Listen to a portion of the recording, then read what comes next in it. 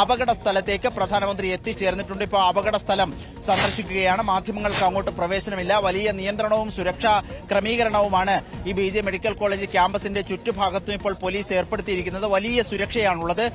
പ്രധാനമന്ത്രിയുടെ സന്ദർശനവുമായി ബന്ധപ്പെട്ട് ആശുപത്രിയിലേക്ക് പ്രധാനമന്ത്രി എത്തുന്നു. ആദ്യം ദുരന്ത സ്ഥലം സന്ദർശിച്ചു പ്രധാനമന്ത്രി നരേന്ദ്രമോദി.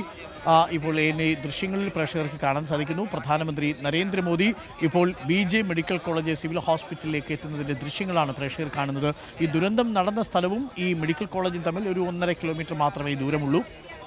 ആദ്യം പ്രധാനമന്ത്രി എത്തിയത് ഈ ദുരന്ത സ്ഥലത്തേക്കാണ്. അവിടെ എത്തി സ്ഥലം വീക്ഷിച്ചതിനു ശേഷം പ്രധാനമന്ത്രി ഇപ്പോൾ ആശുപത്രിയിലേക്ക് എത്തുകയാണ്. ആശുപത്രിയിലേക്ക് എത്തുന്നതിൻ്റെ തത്സമയ ദൃശ്യങ്ങളാണ് പ്രേക്ഷകർ ഇപ്പോൾ കാണുന്നത്. അവിടെയുള്ള ക്രമീകരണങ്ങളൊക്കെ ഒരുക്കിയിട്ടുണ്ട്. നോബൽ മാരിക്കാരനും ഇപ്പോൾ സ്ഥലത്തുണ്ട് എന്നാണ് ഞാൻ മനസ്സിലാക്കുന്നത്.